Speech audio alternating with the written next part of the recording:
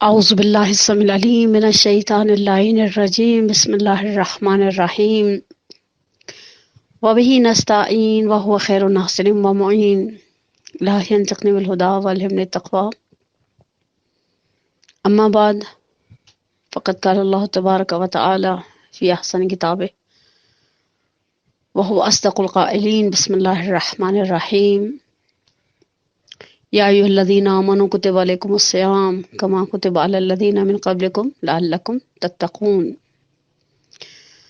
سب سے پہلے تو خدا کی حمد و ثنا اس خدا عز و جل کی جس نے پھر سے آستانِ ماہ مبارک رمضان میں قرار دیا، اور اس ماہ مبارک رمضان کو ہمارے قلوب، ہمارے نفوس، ہماری بصارتوں، ہماری سماعتوں کی طہارت کا ایک ذریعہ قرار دیا۔ اور جیسے ہی ماہ مبارک رمضان کی آمد ہوتی ہے، ہماری زندگی میں کچھ تحولات، کچھ چینجز آتی ہیں، گھریلو سطح پر، عبادتوں کی سطح پر، ہمارے مزاج کی سطح پر، ٹائم ٹیبلز کی سطح پر۔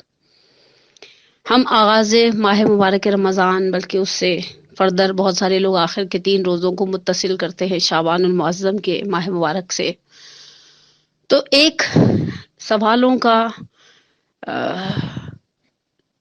ڈھیر ہوتا ہے ہمارے سامنے فقہی مسائل کے اعتبار سے، جس کا ہم نے لاسٹ ایک اچھا سلوشن یہ نکالا خدا کی مدد اور احسان سے کہ ہم نے ہر روز 10-10 12-12 منٹ کے آڈیو کلپس بنانے شروع کر دیے، اور وہ مسائل جو ہر روز پوچھے جاتے تھے، مختلف فقہی مسائل کے جو 8-9 گروپس چلاتے ہیں، تو اس میں ہر روز ہم وہ ایک آڈیو ڈال دیتے تھے، اور خواتین کے وہ مسائل جو فقہی اعتبار سے مسلسل تکرار ہوتی تھی، روزے کے اندر انسولین لگا سکتے ہیں، روزے کے اندر کان میں قطرے ڈال سکتے ہیں، روزے کے اندر وکس لگا سکتے ہیں، روزے کے اندر سالن چکھ سکتے ہیں، اس طرح کے سوال میڈیکلی پوائنٹ آف ویو سے داڑھ نکلوا سکتے ہیں، خواتین کی پھر عید کی آمد میں سلون کے سوالات فیشل کروا سکتے ہیں۔ تو ہم نے اس کا ایک اچھا الحمدللہ خدا کے احسان سے ایک اچھا کام رہا پچھلے سال ماہ مبارک رمضان میں، کہ ہم نے اس کے پہلے سے ایڈوانس میں آڈیو کلپس بنا کر جو روزمرہ پیش آنے والے مبتلا بہ مسائل تھے، جو کثرت سے پوچھے جانے والے سوالات تھے، ان کو فقہا کی نزدیک جو ان کے آنسرز تھے ان کو ایڈوانس میں بیان کر دیا۔ پھر ایک اور اچھا مسئلہ ہے جو جس طرح سے خواتین کی زندگی میں یہ جو فیز ہے نا، یہ شعبان کا آخری والا ایک دوڑ ہوتی ہے، سموسے بھر کے فریز کر لیے جائیں، رول بنا لیے جائیں، افطاری کے بارے میں سوچ لیا جائے۔ اچھی سمجھدار خواتین تو فریج کے اوپر ایک چارٹ سا بھی بنا دیتی ہیں، پہلے روزے کو سحری میں یہ تو افطاری میں یہ۔ تو بہرحال یہ سب تحولات ہیں ہماری زندگی میں۔ ان تحولات میں جو کہ یقینی سی بات ہے، اولیاء خدا کی عید آ رہی ہے۔ سلام ہو تجھ پر اے اولیاء خدا کی عید۔ اور ایک اور سوالوں کا ڈھیر ہوتا ہے ہمارے پاس۔ خواتین خانہ دار جن میں سے اکثر یا چھوٹے بچے والی ہیں، یا کسی بیمار اور بوڑھے کی دیکھ بھال کرنے والی ہیں، گھر میں کوئی شخص ایسا ہے جو بیمار بھی ہے اور بوڑھا بھی ہے، یا صرف بیمار ہے، یا صرف بوڑھا ایسا ہے جو روزہ نہیں رکھ پا رہا۔ چھوٹے چھوٹے بچے، اوپرا اوپری کے بچے ہیں جو الحمدللہ روزہ نہیں رکھتے، سحری افطاری کے علاوہ بھی انہیں 4 ٹائم کھانے کا چاہیے ہوتا ہے۔ شاغل خواتین، مشغول وہ خواتین جو بہرحال جابس کرتی ہیں، اور وہ ان عورتوں کی طرح نہیں ہیں جو ماسی سے کام کروا کر پھر اے سی چلا کر سارا دن سوئی پڑی رہتی ہیں۔ یہ جن کے پاس کام کا بھی ایک ڈھیر ہے، لوڈ ہے، انہوں نے وہ کام کرنا ہے۔ رمضان ان کے کام پر اثر انداز نہیں ہوتا، تھوڑا بہت شاید ٹائمنگز میں ریلیف مل جاتا ہے ان خواتین کو، لیکن ایسا نہیں ہے جاب کرنے والی خواتین۔ اچھا، ان کی طرف سے الخصوص ان میں ٹاپ آف دا لسٹ جو گروہ ہے وہ گھریلو خواتین کا وہ گروہ ہے جن کے ساتھ چھوٹے بچوں کی وجہ سے ایک بے ہنگم قسم کا شیڈیول ہوتا ہے۔ بے ہنگم اس لیے کہ چھوٹے بچے کے ساتھ آپ کچھ پریڈکٹ نہیں کر سکتے، وہ کبھی بھی میس کر دیتا ہے۔ بلکہ کچھ عرصہ پہلے میری مدرس کے ساتھ ایک پروگرام تھا، تو میں نے کہا اگر آپ اس پروگرام سے واپس جائیں، گھر جائیں، اور آپ دیکھیں آپ کی ڈائننگ ٹیبل کی شیٹ کٹی ہوئی ہے بڑے سلیقے سے، اور ایسی کٹی ہوئی ہے کہ اب آپ اس کا بعض دوسرے استعمالوں بھی لا سکتے ہیں، کیبنٹوں کے اندر کاٹ کر بچھا سکتے ہیں، لیکن اب اسے ڈائننگ ٹیبل پر استعمال نہیں کیا جا سکتا، اتنی بے دردی سے کاٹ دی گئی ہے۔ تو پہلے جائے نماز بچھائیں، وضو نہیں ہے وضو کریں، 2 رکعت نماز شکرانہ پڑھیں۔ خواتین الخصوص جوان مائیں ہنسنے لگیں، آپ کیسی باتیں کر رہی ہیں خانم؟ میں نے کہا اس لیے کہ پہلی بات تو یہ کہ اللہ کا شکر کرے، اللہ نے آپ کو اولاد دی، یہ سب سے بڑی بات۔ دوسری بڑی نعمت امام صادق علیہ الصلوۃ والسلام کی روایت کی ایک روح سے اولاد ہے، جس کے لیے قرآن کہتا ہے تسألون عن النعیم، ہم قیامت کے میدان میں نعمتوں کا سوال کریں گے۔ دوسری بڑی نعمت اولاد ہے، پہلی ولایت ہے، پھر اولاد ہے، اتنی بڑی، اللہ کا شکر کرے اللہ نے آپ کو اولاد دی۔ بہت سارے لوگ اس شہر کراچی میں اولاد کی نعمت سے محروم ہیں، تڑپتے ہیں، دن رات دعائیں وظیفے پڑھتے ہیں، تعویذ کرتے ہیں، توسل کرتے ہیں، گڑ گڑاتے ہیں، مصحف روزے رکھتے ہیں، خدا انہیں اولاد دے دے، وہ محروم ہے، خدا نے آپ کو دی ہے، پہلی شکر کی جگہ یہ۔ دوسری بہت سو کے پاس اولاد ہے لیکن خدا نخواستہ بیمار ہے، وہ اس قابل نہیں ہے کہ وہ کینچی پکڑ سکے، آپ کے بچے کے ہاتھ میں گرپ ہے، یہ بھی اللہ کا شکر ہے، اور اتنے سلیقے سے کاٹ دیں گے بالکل ہی ہیٹ کا حشر نشر کر دیتے ہیں۔ تو یہ خواتین مثلا کچھ گرا دیا بچوں نے، کچھ پھینک دیا، کہیں کا نلکا کھول دیا، ان خواتین کے پاس ہمیشہ ایک رونا ہوتا ہے، ایک جیسے سوالات ہوتے ہیں۔ وہ ہم تو دعائے ابتدا پڑھ نہیں سکتے، ہم تو دعائے سحر پڑھ نہیں سکتے۔ اچھا پڑھ نہیں سکتے، سن تو سکتے ہیں چلتے پھرتے۔ میں یہاں پر آپ کے سامنے صرف 2 مثالیں دوں گی گھریلو خواتین کے لیے، میرا ایک بہت ہی مؤدبانہ قسم کا پیغام ہے۔ پہلی مثال، آپ کے خیال میں خدا نے یہ جو ہم گھر کے بچوں کے ساتھ، بڑوں کے ساتھ، بوڑھوں کے ساتھ، گھر کے باقی، لیکن خاتون خانہ ایک مثال تو بڑی عجیب سی ہے، لیکن ہماری مرحومہ والدہ دیا کرتی تھی، کبھی کبھی ٹریفک کے سپاہی کی طرح ہوتی ہے، جہاں چوکتی ہے وہیں ایکسیڈنٹ ہو جاتا ہے، اور حقیقت ہے پریکٹیکل لائف میں ہر خاتون خانہ جو ذمہ داری کا احساس رکھتی ہے وہ بہت اچھی طرح سے جانتی ہے جہاں ہم چوکتے ہیں وہاں کوئی نہ کوئی ایکسیڈنٹ ہو جاتا ہے، معمولی معمولی چوکیں اور بات کا ایک مشکل کا فیز، پانی کی موٹر چلانا بھول جائیں آپ، رات کو دودھ کو جوش دلانا بھول جائیں آپ، مثلا بچوں کے رات کو یونیفارم استری کرنا بھول جائیں آپ۔ اس طرح کی سینکڑوں مثالیں روزمرہ زندگی میں، سینکڑوں مثالیں دے سکتی ہوں جہاں ہم چوک جاتے ہیں وہیں پر انسیڈنٹ ہو جاتا ہے، وہیں کوئی نہ کوئی مصیبت کھڑی ہو جاتی ہے۔ پہلی بات تو یہ کہ خدا نے ہمیں یہ ذمہ داریاں دی ہیں۔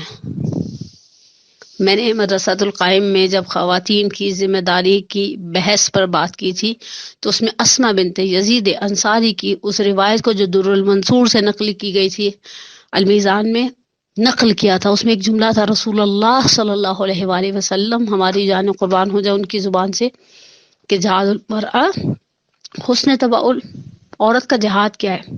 آپ سے تلوار چلانا نہیں مانگا قرآن نے، دین نے، آپ سے نیزہ اندازی نہیں مانگی، تیر اندازی نہیں مانگی، دین نے آپ سے ایک کام مانگا، اچھی شوہرداری، اچھی گھرداری، اچھے طریقے سے اس سیٹ اپ کو اچھے طریقے سے مینیج کرے، یہی آپ کا جہاد ہے۔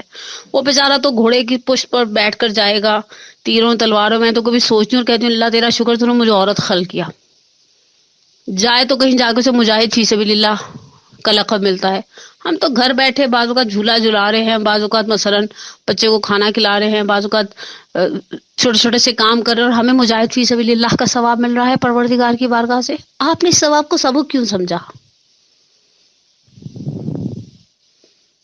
میرا ان تمام گھریلو خواتین سے، مصروف خواتین سے، جن کے بعض کے جڑواں بچے ہیں، بعض کے اوپر تلے کے بچے ہیں، بعض کے 5-6 بچے ہیں الحمدللہ، آپ نے یہ کیوں سوچ لیا کہ اس میں ثواب نہیں ہے؟ بچے کو بوسہ دینے پر اللہ نے ثواب رکھا ہے۔ بچوں کی آنکھ، آقا جعفر سبحانی نے ایک روایت نقل کی تھی بہت سال پہلے، ان کے آداب زندگی کے کچھ درس تھے، آغا سبحانی دامت اللہ علیہ فرماتے ہیں آپ اپنی اولاد میں بیٹی کی آنکھ کی چمک میں اضافہ کرتا ہے باپ۔ مثال کا بیک گراؤنڈ اس طرح سے تھا، روایت کے ذریعے کچھ لے کر آیا باہر سے باپ، اس نے لا کر بیٹی کے ہاتھ پہ رکھا، اور بیٹی کی آنکھ کی چمک، بڑی خوشی ہوتی ہے نا کہ مثلا باپ نے لا کر، بہت سارے گھروں میں رواج ہے شام میں باپ آتے ہوئے کچھ لے کر آتے ہیں، بعض لوگ سموسے لے کر آتے ہیں، جلیبیاں لے کر آتے ہیں، پتہ نہیں جو بھی لے کر آتے ہیں کھانے پینے کا۔ اولاد اسماعیل سے غلام خرید کر آزاد کرنے کا ثواب ہے۔ بچے کو بوسہ دینے پر حسنہ رکھا ہے خدا عز و جل نے، لذت الگ ثواب الگ، انٹرٹین ہوتے ہیں ہم، بچوں کو گود میں لینا کیسا مزے کا کام ہے، اسپیشلی وہ جو چھوٹے والے ہوتے ہیں گگلو ٹائپ کے، اور علل خصوص اگر کسی کا بچہ ایسا ہو گول مٹول سا، تو اس پہ ویسے ہی بے ساختہ وہ کسی کا بھی ہو تو پیار آ جاتا ہے. 6 برست کے وہ اپنا ہو تو آٹومیٹیکلی انرجی کریٹر ہے، وہ آپ کو توانائی دیتا ہے. لٹکا ہوا ایک چھوٹا سا بچہ، ہم جہاں جا رہے ہیں ہمارے ساتھ ہمارا بچہ جا رہا ہے، اور ایک خوشی کا احساس ہے. میں بھی آگے قراءتی کو سن رہی تھی، فرزند کمتر زندگی بہتر والے حوالے سے. صحیح بات ہے، انہوں نے بہت پیاری بات کہی، کہا یہ خود زندگی کی لذتیں ہیں. اچھا کمال یہ ہے کہ صرف لذتیں نہیں ہے، ثواب بھی ہے، خدا کی خوشنودی کی خاطر ہم یہ کام کریں. تو پہلی بات تو یہ کہ یہ بات ذہن سے نکال دیں کہ اگر آپ پوری دعائے افتتاح پڑھیں گی، اگر آپ پوری دعائے سحر پڑھیں گی، اگر آپ پورا روز کا ایک خط جز ختم قرآن کریں گی، تو ہی خدا آپ سے ماہ مبارک رمضان کو قبول کرے گا. ایسا نہیں ہے عزیزان من. پہلی بات تو یہ کہ کچھ مسائل کے سلوشن ہیں.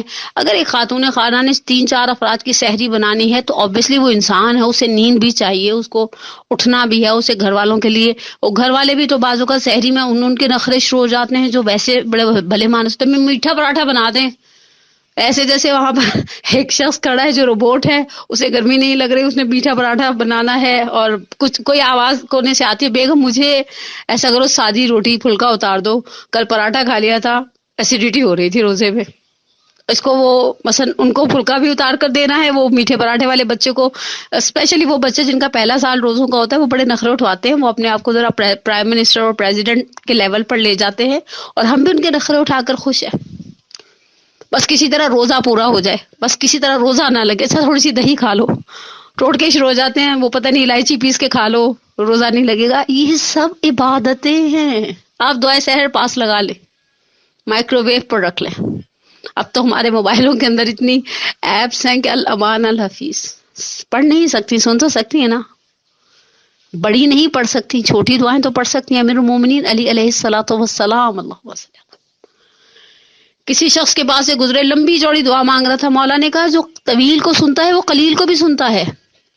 مجھے شب جمعہ کی دعا آ جاتی ہے ہر شب جمعہ الحمدللہ، مجلس الہ رحمہ کے ریفرنس سے، کہ جب نیکسٹ شب جمعہ پڑھنا شروع کی تو ملائکہ نے کہا بھی تو ہم پچھلی شب جمعہ کا ثواب نہیں لکھ پائے. کتنی دیر کی دعا ہے، سیکنڈز کی دعا ہے. ہم جب مدرسے میں ہوا کرتے تھے تو بسا اوقات امام خمینی رہبر کبیر انقلاب کی صاحبزادی آیا کرتی تھیں، خانم فریدہ، خانم مصطفی بھی. وہ ایک جملہ انہوں نے ایک بہت سال پہلے انہوں نے یہ نقل کیا اپنے والد بزرگوار اور اپنی بھابھی خانم فاطمہ طباطبائی کے حوالے سے. وہ جملہ ان خواتین کی نظر اور بات ختم، کہ جن کو ہر وقت یہ لگتا ہے کہ مفاتی لے کر بیٹھیں گی وہی عبادت ہے. صرف مفاتی عبادت نہیں ہے، مفاتی عبادت کا ایک حصہ ہے. اس وقت اللہ نے ہمارے مقدر میں بعض دوسری عبادتیں لکھی ہیں. الخصوص ان خواتین کو صبر کی تلقین کرو جن کے گھروں میں ایسے بچے ہیں جن کے روزے نہیں ہیں، تو ان کو تو پہر میں بھی ان کو کچھ کھلانا پڑتا ہے اٹھ کر. تو کہتی ہیں کہ ایک دفعہ بھابھی یعنی خانم جو صاحبزادی تھی امام خمینی کی، وہ کہنے گئی کہ بھابھی نے بابا سے کہا کہ آپ دیکھیں ذرا کیا آپ کی زندگی ہے، مرد انقلاب، مرد مفکر، مرد قرن، فلانا ڈھمکان، اور ایک میں ہوں بس ڈائپر دھوتی ہوں، برتن دھوتی ہوں، کھانا پکاتی ہوں. یہی عورتوں کے کام ہیں. خیر آج کل کی عورتیں ڈائپر دھونے سے بڑی ذمہ ہیں، پیمپرز ہیں، لیکن 12 بچوں کو دھلانا پڑتا ہے، نہلانا پڑتا ہے، چھوٹے چھوٹے ان کے امور سنبھالنے پڑتے ہیں. الحمدللہ آپ کا کیا مقام ہے، میری کیا بساط ہے. امام نے کہا فاطمہ اس بات پر راضی ہو کہ اجر بدل لے. خوشی سے کریں، شکر کریں، زندگی گزارنے کا خدا نے بڑا خوبصورت بہانہ دیا ہے. شکوے مت کریں کہ لوگ تو ہماری وہ بھابھی تو تیسرا قرآن پڑھیں، خدا نخواستہ خدا نخواستہ خدا نخواستہ. ہماری اگر فیملی بڑی ہے، ہمارے بچوں کی تعداد زیادہ ہے، تو ہم ابھی چھٹے رودے پہ تیسرے سپارے پہ اٹکے ہوئے ہیں. عبادتیں ہیں، الحاق و تکاثر تھوڑی ہے. حلم زیادہ ہو، اس بات پر یہ خیر ہے. امیر المومنین کے جملات کے مطابق نہج البلاغہ میں تحمل کے ساتھ آپ کو ان کے ساتھ گزارا کرنا ہے، اور یہ سوچ کر کرنا ہے کہ یہ بھی عبادت ہے. اور اس وقت میرے خدا نے مجھ سے یہی عبادت مانگی ہے.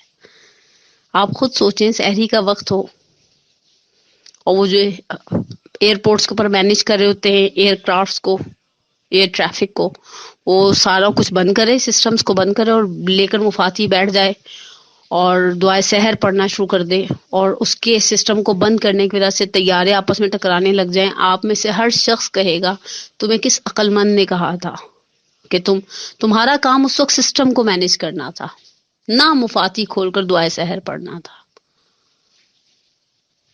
ہمارے کام بسا اوقات علل خصوص سحری اور افطاری میں، کبھی کبھی رشک آتا ہے ان لوگوں کو دیکھ کر جو ماشاءاللہ لمبی دعائیں بھی پڑھے ہوتے ہیں، نمازیں بھی پڑھے ہوتے ہیں. شعبان میں مجھے کسی مومنہ کا میسج آتا تھا، وہ قل ہو اللہ 100 ہر دفعہ ہے ہر رکعت میں. تو میں سوچی تھی خوب خدا نے انہیں سعادت دی ہے، فرصت دی ہے، الحمدللہ بچے بڑے ہو گئے، اب اس فیز سے نکل آئی ہیں جو بچوں کی، چھوٹے بچوں کی فیز ہے کہ سٹیج ہوتی ہے جس میں ماں کھپی رہتی ہے ان کے پیچھے. تو الحمدللہ اللہ کا احسان ہے، وہ ان کی عبادت، اللہ ان کی طولانی دعاؤں کو قبول کرے. یہ ہماری عبادت، اور پروردگار ہماری ان قلیل دعاؤں کو قبول کرے. امیر المومنین کا جملہ دل کو ڈھارس دیتا ہے، کیسے قلیل ہو سکتا ہے وہ جسے اللہ قبول کر لے. تو بس آغاز ماہ مبارک رمضان ہے، خندہ پیشانی کے ساتھ، حوصلے کے ساتھ ایسی عبادتیں مت کریں جو آپ کو چڑھا دے، ایسی عبادتیں مت کریں جس کی وجہ سے آپ کا اخلاق ایسا ہو جائے خدا نخواستہ کہ گھر والوں کے ساتھ بات کرنے کے ہم رواداری نہیں، اور چڑے ہوئے اور سڑے ہوئے اور عجیب بد مزاج. میں بعض لوگوں کو دیکھتی ہوں وہ روزے میں ویسے ان کا ٹیمپرامنٹ لوز ہو جاتا ہے. اگر آپ کا ٹیمپرامنٹ لوز ہو جاتا ہے تو آپ ایک کونے میں چپ چاپ بیٹھ جائیں، دوسروں کا روزہ خراب مت کریں. بد اخلاقی سے پرہیز کریں، چڑ کرنے سے پرہیز کریں، جھنجھلاہٹ اور بلا وجہ کے غصے سے پرہیز کریں. روزہ رکھیں، جتنی عبادتیں ہو سکتی ہیں کریں. آخری جملہ، اجتناب السیئات اولی من اکتساب الحسنات. نیکیوں کو حاصل کرنے سے بہت اچھا ہے کہ انسان گناہوں کو اوائڈ کرے. اور بدترین گناہ جو بعض اوقات ہم ذرا زیادہ عبادت کر جاتے ہیں. تو آج کل میں وہ شرح خطبہ قاسیہ سن رہی ہوں، ایک استاد بزرگوار کی. وہ ان کا جملہ تو ایسے دل کو ڈبو دے کہ ایک لمحے کا تکبر تھا، 6000 سال کی عبادت کو ڈبو دیا اس نے. تو پروردگار انشاءاللہ اس ماہ مبارک کی برکتوں کے صدقے میں اور اس اولیاء خدا کی عید کے صدقے میں، گرچہ عید تو اولیاء خدا کی ہے لیکن پروردگار انشاءاللہ ہمیں اس ماہ مبارک کی برکتوں کے صدقے میں ہماری سب سے بڑی حاجت ہمارے ولی کے ظہور میں تعجیل فرمائے. کرونا پھر سے سر اٹھا گیا، انسانیت پریشان ہے، بے قرار ہے اس کرونا کی مصیبتوں کی وجہ سے. پروردگار تمام عالم اسلام، عالم انسانیت کو اس کرونا کی وبا سے نجات عطا فرمائے، ہمارے بیماروں کو شفا عاجل و کاملہ عطا فرمائے. اس وقت جوار کریمہ اہل بیت حضرت فاطمہ معصومہ سلام اللہ علیہا میں ہوں، ان کا واسطہ دے کر دعا کرتے ہیں. شہزادی ایک قول کے مطابق 4 سال کی تھی جب باپ کے سائے سے محروم ہو گئی. شہزادی کا مقام بہت ہے. داخل ہوتے حرم میں اگرچہ رکاوٹیں کھڑی ہیں زری تک پہنچنے کا، زری دیکھ سکتے ہیں، زری چھو نہیں سکتے، لیکن جب دروازے سے داخل ہوتے ہیں علل خصوص مسجد والے سر والے، تو دروازے میں لکھی ہوئی امام کی روایت نظر آتی ہے، منظارہ امتی بقم عارفا بحق فلاح الجنہ. پروردگارہ اس زینب ثانی کے صدقے میں، اس صاحب کمالات و عرفان کے صدقے میں بہت بڑا مقام ہے جناب فاطمہ معصومہ کا. امام رضا کے بعد اولاد امام موسیٰ کاظم میں سب سے زیادہ جلیل القدر شخصیت جناب فاطمہ معصومہ کی ہے. پروردگار اس عظیم ہستی کے صدقے میں ہمارے بیماروں کو شفا عاجل و کاملہ عطا فرما، ہمارے مرحومین کی مغفرت فرما. علی الخصوص میں جوار کریم اہل بیت میں دعا گو ہوں اپنے مرحوم والدین کے لیے. پروردگار ان کی قبر کو بہشت برزخی کے باغوں میں سے ایک باغ قرار دے، ان کے کبیرہ صغیرہ گناہوں کو معاف فرما، مجھے، میرے والدین کے لیے، میری اولاد کو میرے لیے واقعات الصالحات میں سے قرار دے. ہم سب کا خاتمہ بالایمان فرما. اس ماہ مبارک رمضان کو ہماری زندگی کا آخری ماہ مبارک رمضان قرار نہ دے، اور اس رمضان میں جو کچھ ماہ مبارک میں جو کچھ تو اپنے اولیاء کو دے گا، شب زندہ داروں کو دے گا، دن میں روزہ رکھنے والوں کو دے گا، مجاہدین و زاہدین کو دے گا، صحیح خالص سچے عبادت گزاروں کو دے گا، ان کے صدقے میں ہم گناہ گاروں کو عنایت فرما۔ والسلام علیکم ورحمۃ اللہ وبرکاتہ۔